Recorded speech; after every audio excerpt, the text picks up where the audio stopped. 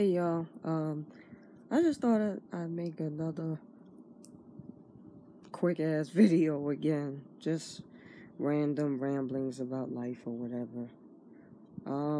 Today's August 1st. August 1st. I don't know how the hell we got through this pandemic started in March or whatever with this whole thing. 5 months of this shit. How the hell we managed to get through 5 months of all this stuff? It just seems like a blur, you know? But anyways, I have to work today, but I will try to enjoy the last month of summer that we have, you know?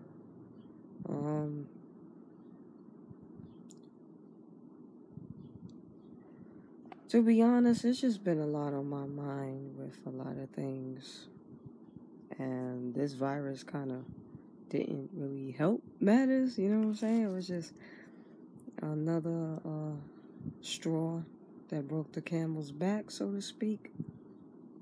But for the most part, I've been hanging in there, you know?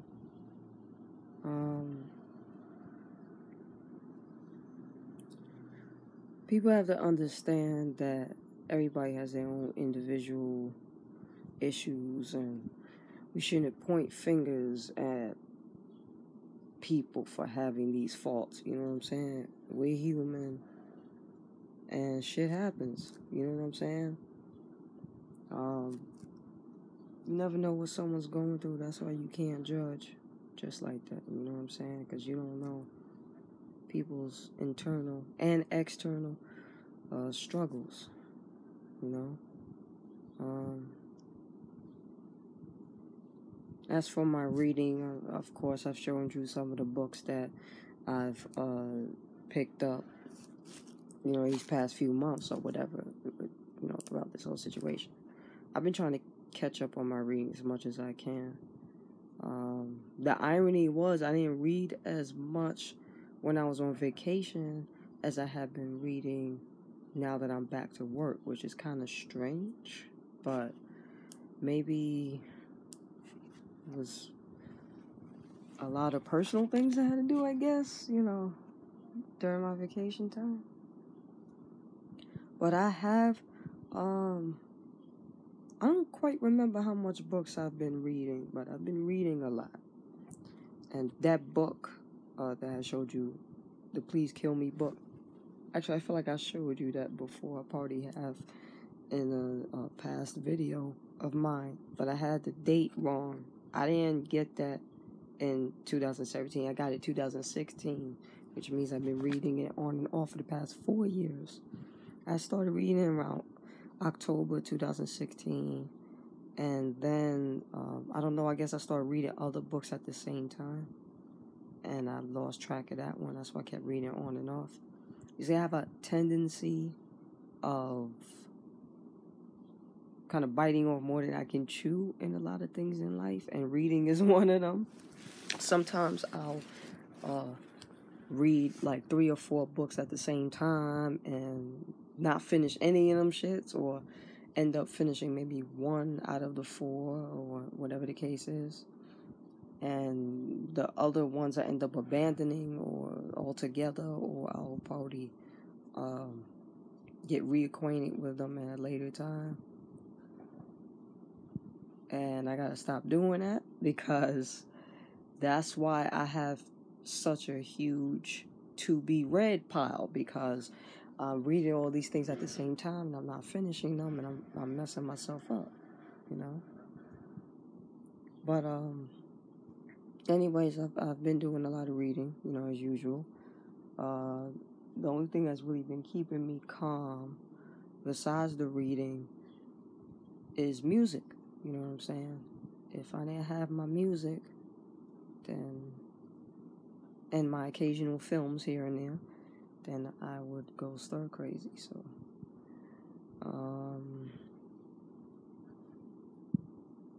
yeah. So, you know, you gotta have your music as medicine. And unfortunately, my writing has been completely gone, and that's not good. Although I did write a poem, I think it was last weekend, probably last Sunday. But that had been my first poem in like a year and a half, going on 2 years. I'm not even writing like that, and that's a damn shame. I'll write like little scraps here and there, but it's not the same as actually sitting down and taking the time to write an actual poem or an actual story. So my writer's block has been off the chain. It's been horrible.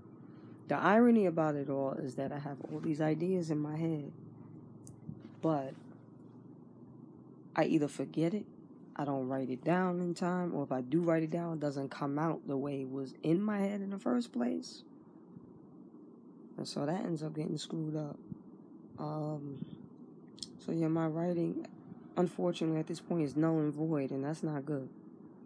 So I have to get it together. And of course, I'm just worried about my family, my parents, my friends, my colleagues. I kind of miss it back home, but I don't want to move back there because I'll be moving backwards instead of forwards. And I'm still pissed off over the fact that I couldn't go on vacation. I'm sure a lot of us are pissed off about that we couldn't not only travel, but we missed out on a lot of graduations, marriages, weddings, or whatever. Shit like that because of this virus. And those 3 weeks, I had everything planned, man. The LA vacation, the Atlanta vacation, back home to go see my folks. I haven't seen my folks in almost a year. So I'm getting stir crazy. I'm getting kind of depressed and kind of wondering what the fuck I'm doing with my life. You know what I'm saying? And it's hard, man. I try to keep it together, but it's hard.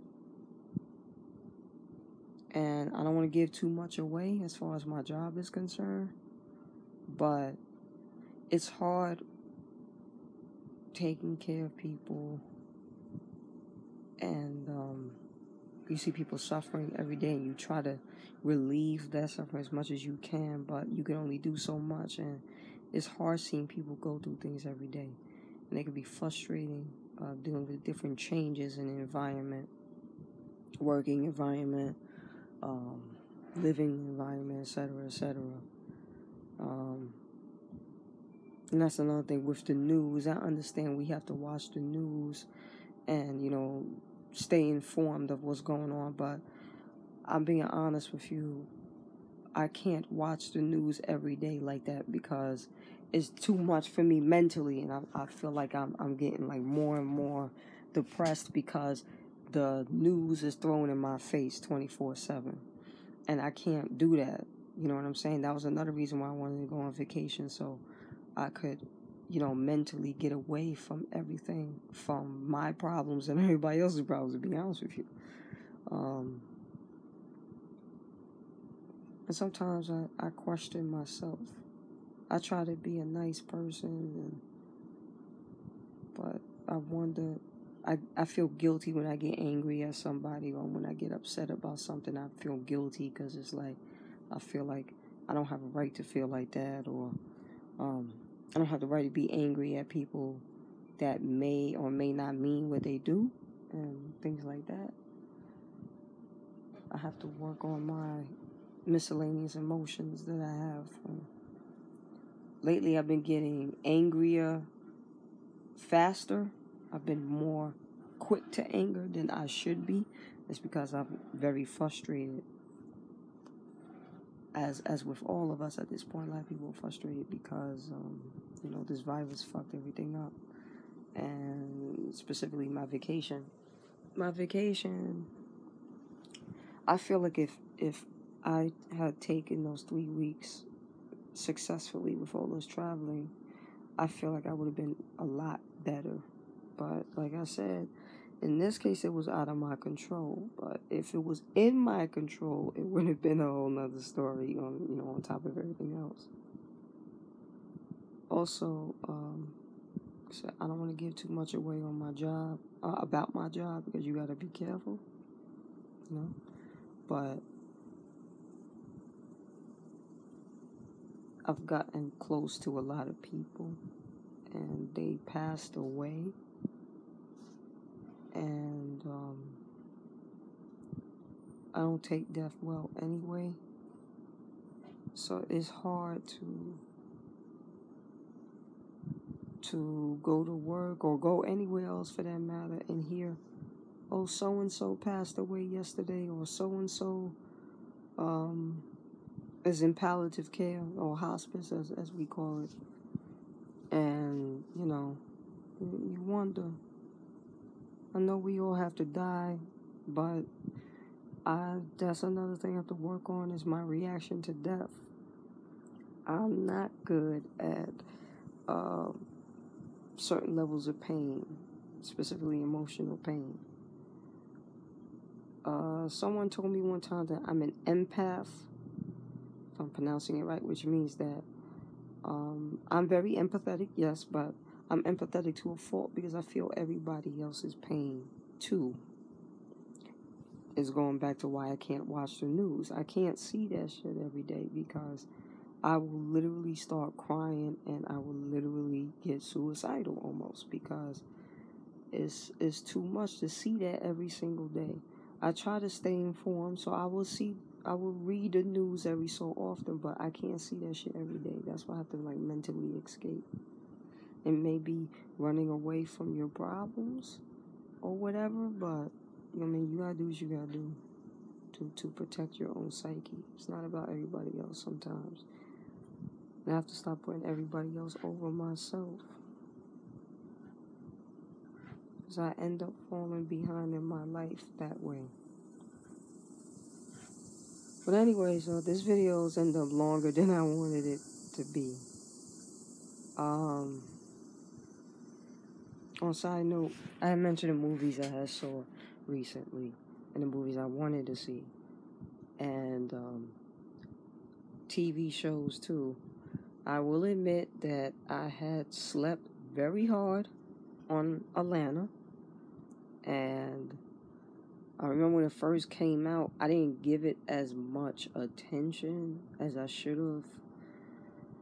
I guess at the time with so many things going on in my life too, that I really wasn't paying attention to Atlanta, which I should have did, because later on, throughout the past few years between its premiere and now, I've been seeing like little bitty episodes here and there, or little clips here and there, and it's an excellent show.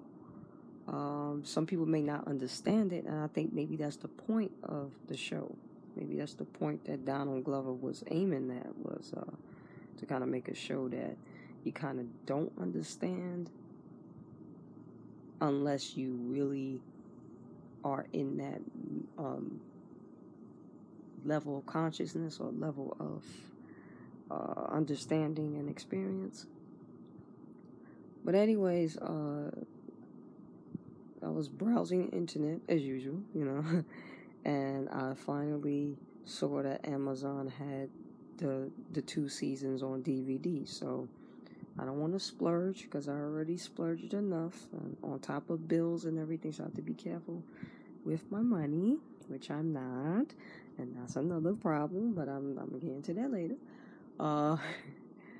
So I'm gonna cop the Atlanta DVDs, and when I get a chance, hopefully on my days off, I'm gonna catch up on Atlanta. So just like I had slept on Get Out when it first came out, and finally had just now watched it probably a few months ago or whatever, I gotta do the same thing with Atlanta. I gotta catch up on the show and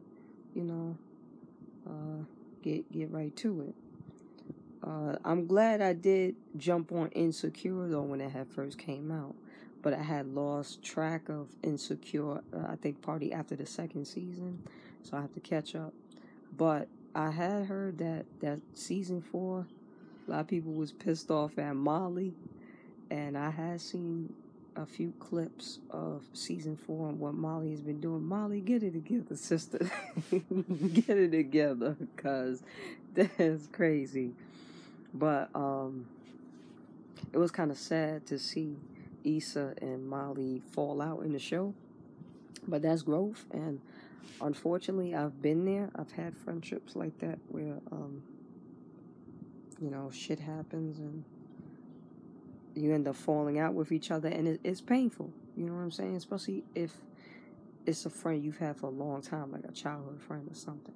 And like I said, I've had the experience, and that's another thing I'm still battling feelings with, losing those friendships and stuff like that. So shows like Insecure and everything really help us to cope with our own issues in a way.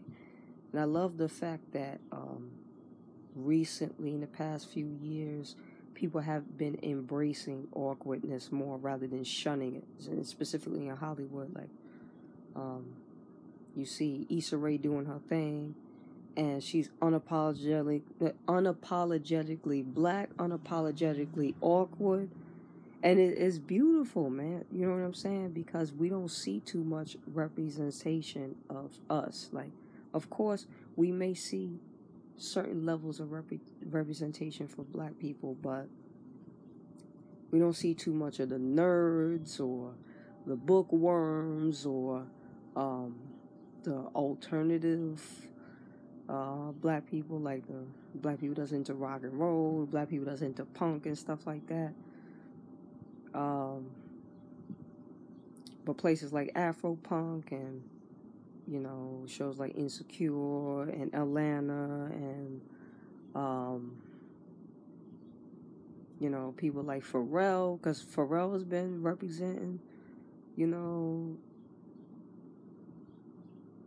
the level of us as alternative for years, you know what I'm saying? Like with the Neptunes and, you know, whole skateboarding thing and so on and so forth. So Pharrell is one, and, you know, I mentioned Issa Rae.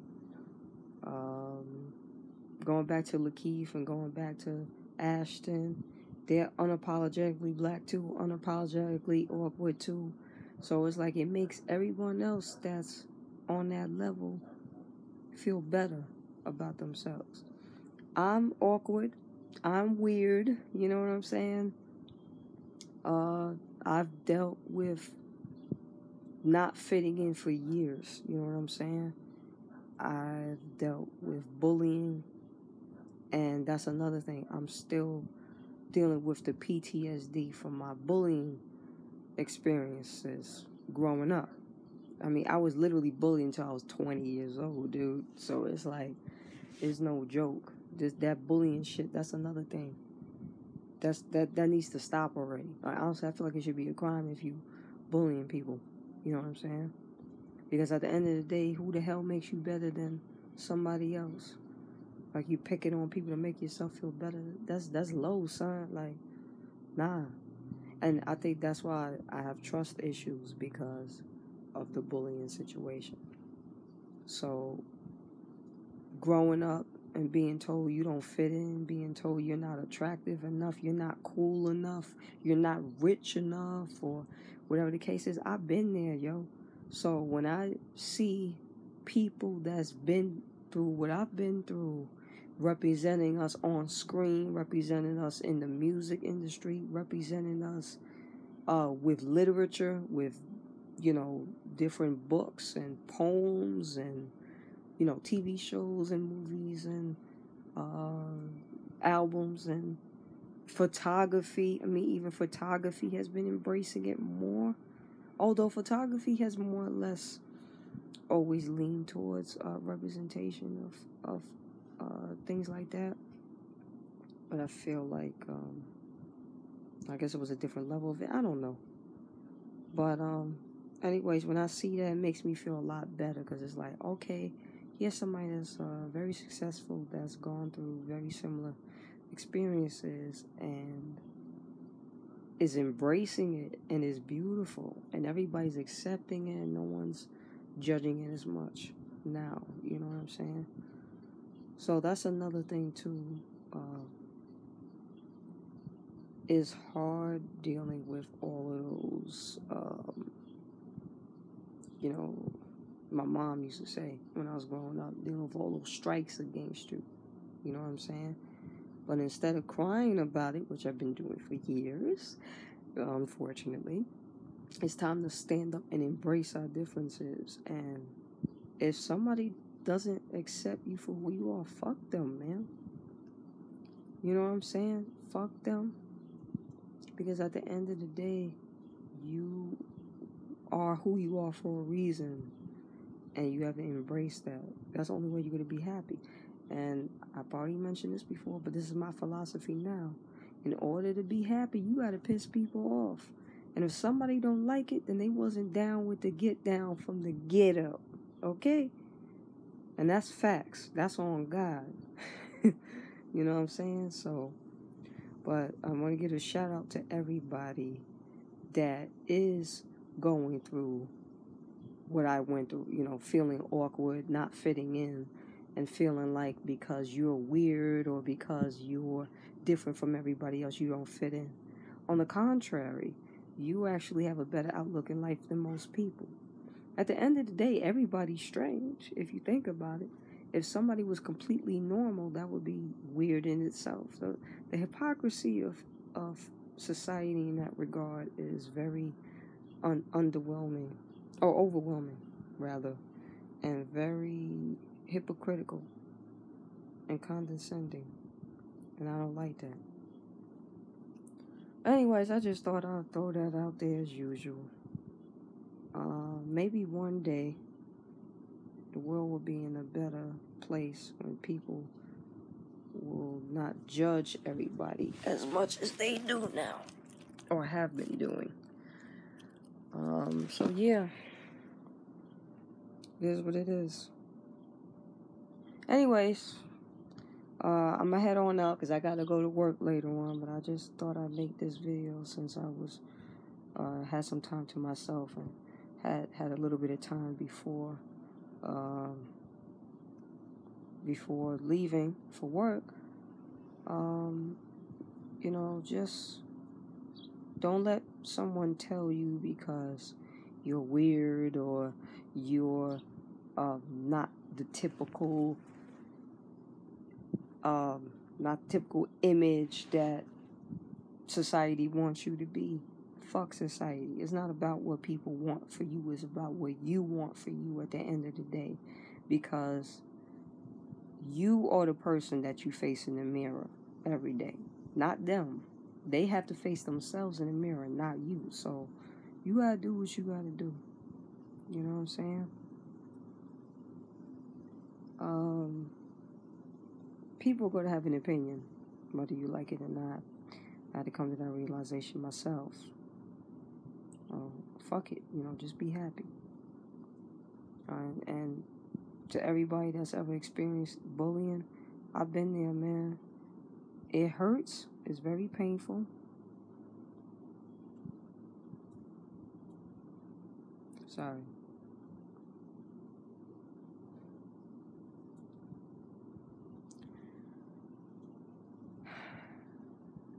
It's very painful to deal with, and it's not easy to get over.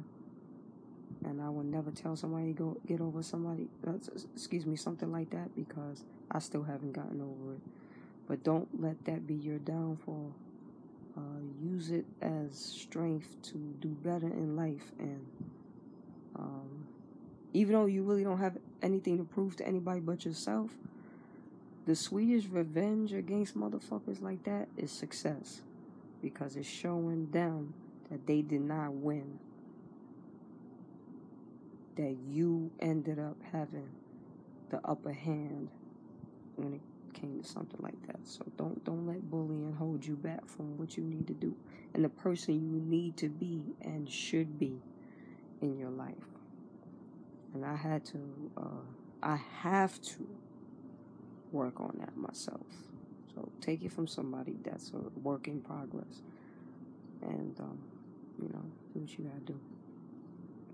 Alright, y'all, I'm gonna head on out.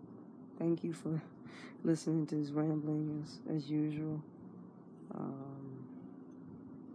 catch y'all next time. Probably be another one of those quickie videos or whatever, but it's better than nothing. So I'll see y'all later. Thanks for everything. Peace out.